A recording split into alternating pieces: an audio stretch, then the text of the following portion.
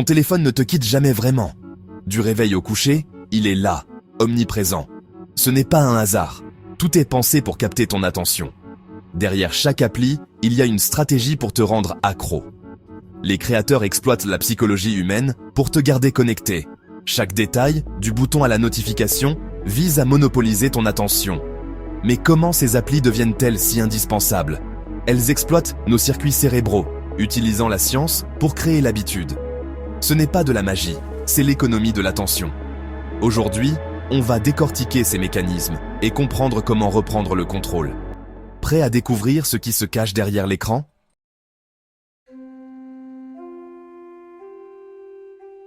Au cœur de l'addiction digitale, il y a la dopamine. Chaque notification, chaque like déclenche un shot de ce neurotransmetteur. Les applis manipulent ce système pour rendre l'expérience irrésistible. Le fil d'actualité imprévisible transforme ton téléphone en machine à sous. Ce système de récompense variable crée une boucle d'anticipation et de satisfaction. Les plateformes exploitent nos biais cognitifs pour maximiser l'engagement. Le scroll infini, les pastilles rouges, le FOMO, tout est calculé. Comprendre ces mécanismes, c'est la clé pour reprendre la main. On va lever le voile sur ces forces invisibles qui nous manipulent. Prêt à transformer ta relation avec la technologie?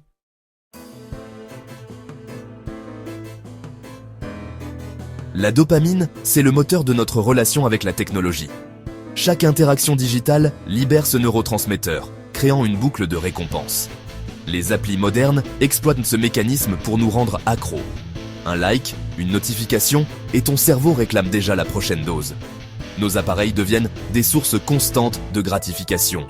Le cerveau, programmé pour des récompenses rares, est submergé par ce flux continu. Résultat, on anticipe sans cesse la prochaine interaction.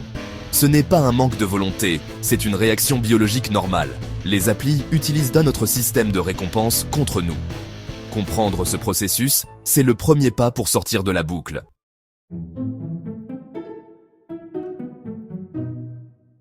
Ce qui rend la dopamine si puissante, c'est l'imprévisibilité des récompenses.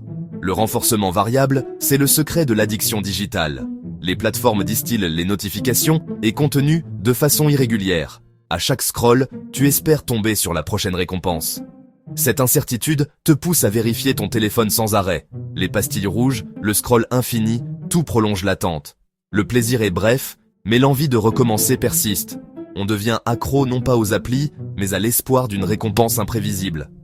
Ce cycle d'anticipation et de satisfaction fugace alimente l'addiction. La vraie satisfaction disparaît, remplacée par une quête sans fin. Savoir ça, c'est déjà commencer à briser le cycle.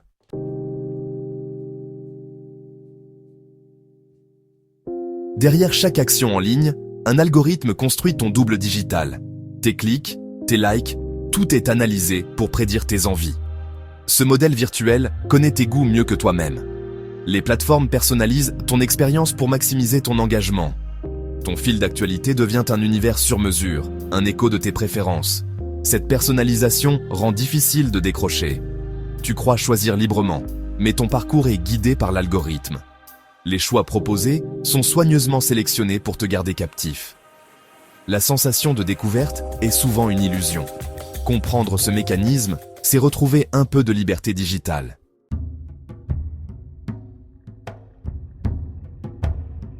L'addiction aux applis, ce n'est pas seulement une question de plaisir, mais aussi d'une exploitation habile de nos biais cognitifs les plus profonds et de nos angoisses sociales. Un des leviers psychologiques les plus puissants, c'est la peur de manquer quelque chose, qu'on connaît tous sous le nom de FOMO.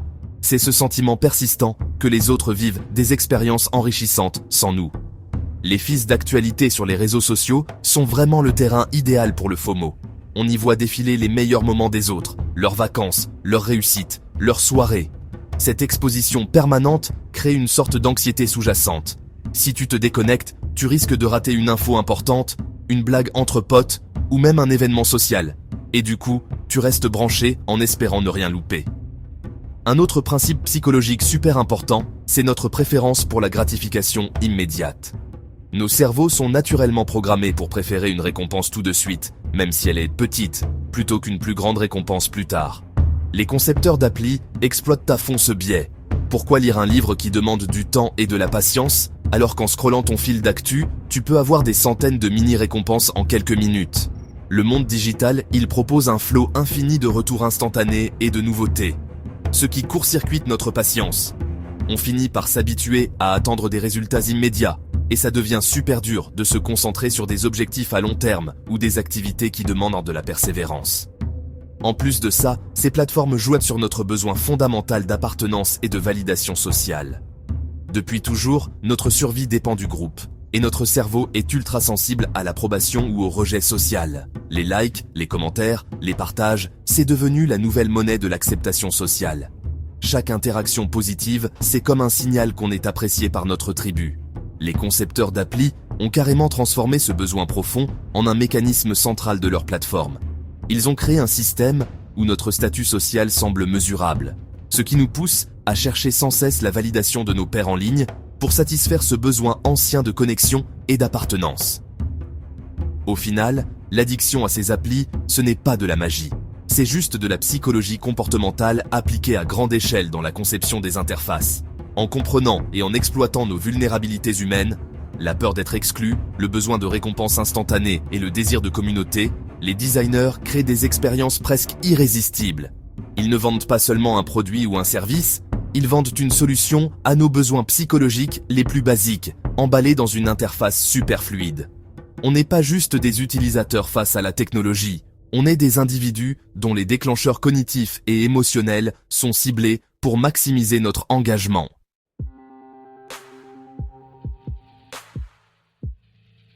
Même si tout le monde peut se faire avoir par les mécanismes psychologiques du numérique, les jeunes sont particulièrement vulnérables à l'addiction. Le cerveau d'un ado, ce n'est pas juste un cerveau d'adulte en plus petit, c'est vraiment un chantier en pleine transformation, un des moments les plus importants depuis la petite enfance. Une zone clé qui évolue à ce moment-là, c'est le cortex préfrontal, à l'avant du cerveau. Cette zone, elle gère tout ce qui est contrôle des impulsions, planification à long terme, et capacité à anticiper les conséquences de ses actes. Le truc, c'est que ce cortex préfrontal ne finit de mûrir qu'autour de 25 ans. Donc les ados sont naturellement plus attirés par la nouveauté, ils prennent plus de risques, et ils privilégient les récompenses immédiates plutôt que les bénéfices futurs. Ce stade de développement, il crée une vraie tempête parfaite face à des environnements numériques hyper stimulants. Le système de dopamine chez les ados est particulièrement puissant et réactif aux expériences gratifiantes. Quand un ado reçoit une récompense digitale, genre une notif ou un like, la montée de dopamine est plus intense et dure plus longtemps que chez un adulte. Le cortex préfrontal, encore en chantier, galère à freiner ses envies de plaisir. Résultat, l'appel du monde digital est plus fort et la capacité à se réguler ou à décrocher est beaucoup plus faible. Ce qui fait qu'une simple habitude peut vite devenir un comportement quasi compulsif, voire addictif. Du coup, les mécaniques conçues pour accrocher tout le monde deviennent carrément des super stimuli pour les ados. Les récompenses imprévisibles, la gratification instantanée et la boucle de validation sociale sont amplifiées par leur cerveau en développement. C'est pour ça que les réseaux sociaux et les jeux en ligne peuvent prendre une place énorme dans la vie d'un ado, jusqu'à devenir un système de récompenses sans fin, auquel leur cerveau n'est pas préparé à résister. Le besoin d'être accepté par les autres, déjà super fort à l'adolescence, est encore plus intense et mesurable en ligne, ce qui crée une pression énorme pour rester connecté et actif tout le temps. Le monde digital propose une source infinie de validation et d'excitation, pile ce que le cerveau d'un ado cherche naturellement. Mais cette sensibilité accrue à un moment clé du développement a des conséquences à long terme. Les habitudes prises à l'adolescence peuvent créer des circuits neuronaux solides, de plus en plus difficiles à modifier avec le temps. Plus on s'habitue tôt à la stimulation rapide et constante du numérique, plus ce comportement devient ancré. Le cerveau s'adapte à cette nouvelle norme, et tout ce qui demande de la concentration ou de la patience paraît moins attirant, voire carrément difficile. Ce n'est pas un manque de volonté ou un défaut de caractère chez les ados. C'est juste une conséquence neurologique prévisible quand on expose un cerveau encore malléable à un environnement parfaitement conçu pour exploiter ses vulnérabilités.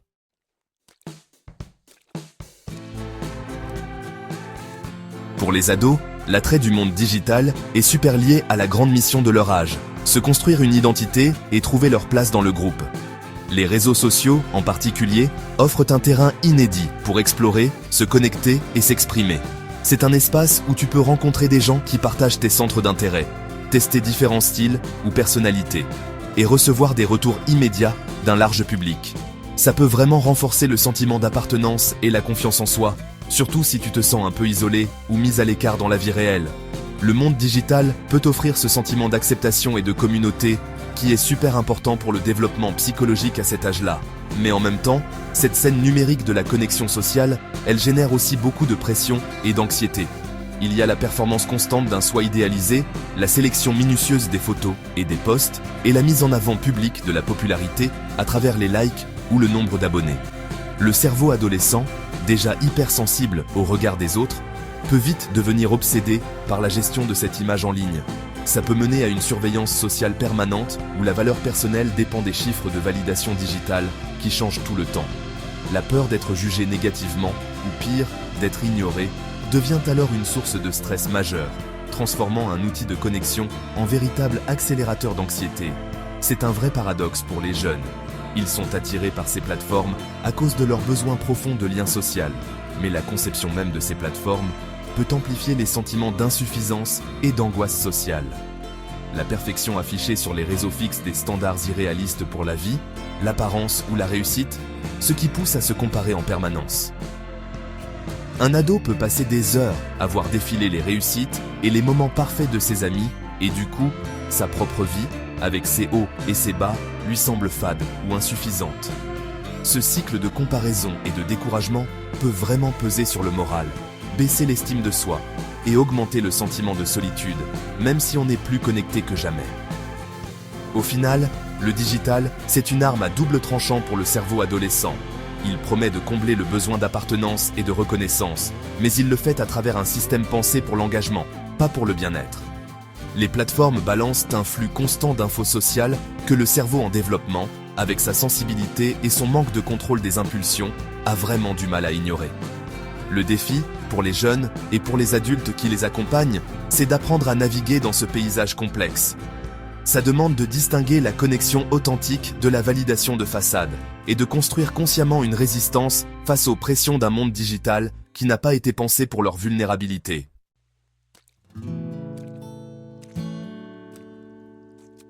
Au-delà des effets cognitifs, notre relation avec la technologie numérique a, franchement, un impact profond et complexe sur notre bien-être global.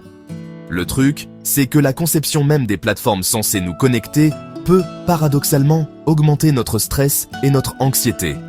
Le flot constant de notifications maintient notre système nerveux dans un état d'alerte léger, toujours en train d'anticiper la prochaine interruption.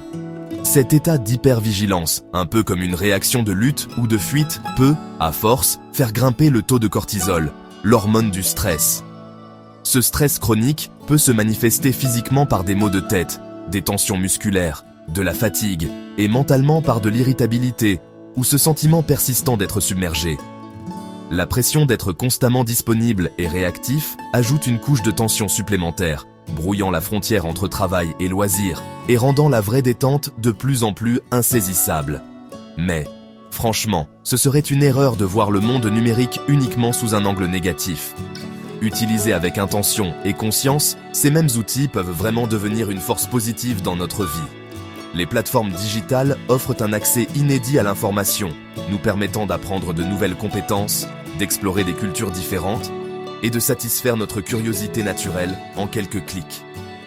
Elles sont aussi d'incroyables ressources pour l'éducation, le développement personnel et l'expression créative. Pour beaucoup, les communautés en ligne représentent des réseaux de soutien essentiels, connectant des personnes qui partagent les mêmes centres d'intérêt, les mêmes difficultés ou identités, et créant ainsi un sentiment d'appartenance parfois introuvable dans leur environnement physique immédiat. Le monde digital peut vraiment ouvrir la porte à la connaissance et servir de pont vers des liens humains profonds. Le vrai défi du coup, ce n'est pas la technologie en elle-même, mais la dose et notre façon de l'utiliser. La différence entre un outil qui améliore notre bien-être et un autre qui le détériore, ça se joue souvent entre une utilisation consciente et une consommation compulsive. Utiliser une plateforme pour vraiment échanger avec un ami ou pour chercher un sujet qui nous intéresse, c'est une expérience totalement différente que de scroller passivement un fil d'actualité pendant une heure. Le premier cas, c'est un engagement intentionnel qui peut nous laisser comblés et enrichis, alors que le second mène souvent à un sentiment de vide et de temps perdu.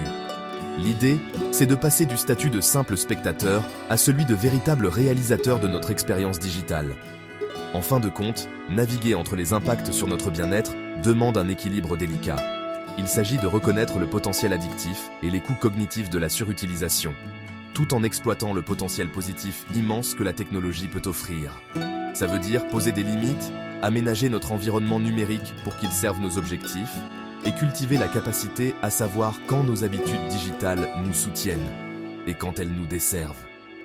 Le but n'est pas de faire une détox digitale totale, ce qui serait irréaliste pour la plupart d'entre nous, mais plutôt de construire une relation plus saine et équilibrée avec nos écrans. C'est apprendre à utiliser ces outils puissants pour amplifier notre intelligence, notre créativité et notre connexion, au lieu de les laisser réduire notre attention et notre tranquillité d'esprit.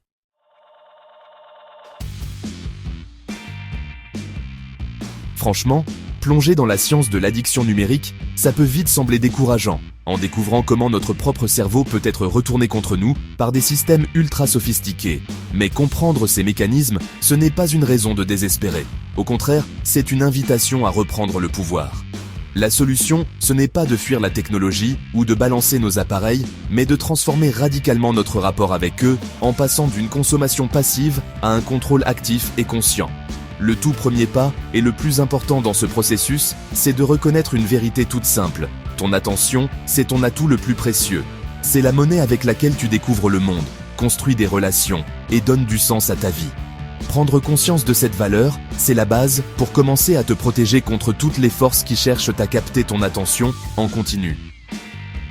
Avec ça en tête, tu peux commencer à mettre en place des stratégies simples mais super efficaces pour reprendre le contrôle de ta concentration. Le bombardement constant de notifications, c'est l'un des principaux coupables qui éclate notre attention. Chaque vibration ou sonnerie, c'est une tentative délibérée de te ramener dans le monde digital. L'action la plus puissante que tu puisses faire, c'est de passer en revue tes notifications. Va dans les réglages de ton téléphone et désactive sans pitié tout ce qui n'est pas essentiel. Est-ce que tu as vraiment besoin d'être alerté instantanément à chaque nouveau like, commentaire ou pub ? En ne gardant que les alertes des vraies personnes ou des infos vraiment urgentes, ton téléphone passe d'une machine à sous bruyante à un outil tranquille qui attend que tu décides d'y aller, à ton rythme. Autre astuce puissante, aménager ton environnement numérique pour réduire son pouvoir de séduction. Les créateurs d'applis savent que les couleurs vives et les icônes accessibles stimulent notre cerveau et nous poussent à revenir sans arrêt. Tu peux contrer ça en passant ton écran en niveau de gris dans les réglages d'accessibilité. Sans les couleurs flashy, ton téléphone devient tout de suite moins attirant et le petit shoot de dopamine lié à son utilisation diminue. Tu peux aussi déplacer tes applis les plus addictives, réseaux sociaux, jeux, actu, dans un dossier tout au fond de ton écran. Ce petit obstacle fait que les ouvrir devient un choix réfléchi et plus juste un réflexe automatique. Au final, reprendre le contrôle, c'est devenir l'architecte de ton propre espace d'attention. Ça veut dire concevoir consciemment ta vie digitale pour qu'elle serve tes intentions, pas le business des géants de la tech. C'est un vrai changement de mentalité. Tu passes de simple utilisateur à gardien de ton attention. C'est toi qui décides quelles infos passent, quand et comment. Ces petits changements pratiques, ce n'est pas de la restriction, c'est de la libération. Ça libère tes ressources mentales pour que tu puisses te concentrer sur ce qui compte vraiment pour toi. En comprenant les règles du jeu, tu peux commencer à les changer, à reprendre ton temps et ton esprit face au bruit numérique constant.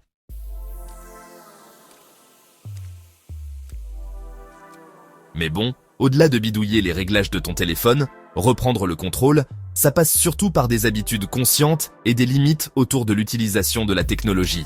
C'est en fait créer volontairement des moments de déconnexion pour que ton cerveau puisse souffler, se recharger et retrouver sa concentration. Une des habitudes les plus puissantes à adopter, c'est de commencer et finir ta journée sans écran. Plutôt que de choper ton téléphone dès le réveil, accorde-toi au moins 30 minutes pour accueillir la journée sans input digital. Ça permet à ton cerveau de se réveiller en douceur et d'installer un climat plus calme et plus concentré pour la suite. De la même façon, engage-toi à ranger tous les écrans au moins 1 heure avant d'aller dormir. La lumière bleue des écrans perturbe la production de mélatonine. Et les contenus stimulants peuvent te garder l'esprit en ébullition, ce qui complique l'endormissement et réduit la qualité du sommeil. Prévoir des moments de déconnexion dans la journée, c'est aussi essentiel pour casser le cercle de la connexion permanente. Pas besoin d'un truc énorme, Tu peux commencer par des petits sabbats digitaux, genre laisser ton téléphone dans une autre pièce pendant les repas, ou te réserver 1 heure le soir pour un loisir sans écran, comme lire un vrai livre, jouer d'un instrument, ou sortir marcher. Ces pauses intentionnelles aident ton cerveau à se réinitialiser, et à moins dépendre des stimulations continues de tes appareils. Elles rééduquent ton muscle de la concentration, te permettant de mieux supporter l'ennui et d'apprécier des activités qui offrent une satisfaction plus profonde et durable. C'est aussi, finalement, te prouver à toi-même que tu peux exister, et même t'épanouir, sans être constamment relié au digital. Il est aussi super important de pratiquer le monotâche, au lieu de croire au mythe du multitâche. Quand tu bosses sur un truc important, ferme tous les onglets inutiles et mets ton téléphone en silencieux ou hors de vue. Quand tu regardes un film en famille, résiste à l'envie de scroller en même temps sur les réseaux. En donnant toute ton attention à une chose à la fois, tu améliores non seulement la qualité de ton travail et de tes expériences, mais tu renforces aussi ta capacité de concentration. Cette pratique aide à inverser la tendance du cerveau à zapper tout le temps et à reconstruire les circuits de l'attention profonde. C'est une forme de pleine conscience, en fait, qui ramène de l'intention et de la présence dans chaque moment, que tu sois en ligne ou non. Construire une vie digitale plus saine, c'est un processus continu d'auto-observation et d'ajustement, pas une solution miracle. Il faut régulièrement faire le point avec soi-même et se demander honnêtement comment nos habitudes technologiques affectent notre bien-être. Est-ce que tu utilises tes appareils avec un vrai but ou est-ce qu'ils t'utilisent ? Le but, ce n'est pas de diaboliser la technologie, mais de la domestiquer pour qu'elle reste au service de tes objectifs et de tes valeurs, pas l'inverse. En coupant les notifications, en ajoutant de la friction, en programmant des pauses et en pratiquant le monotâche, tu ne changes pas juste tes habitudes, tu fais une vraie déclaration. Tu déclares que ton temps, ta concentration et ta vie t'appartiennent. Tu reprends le contrôle.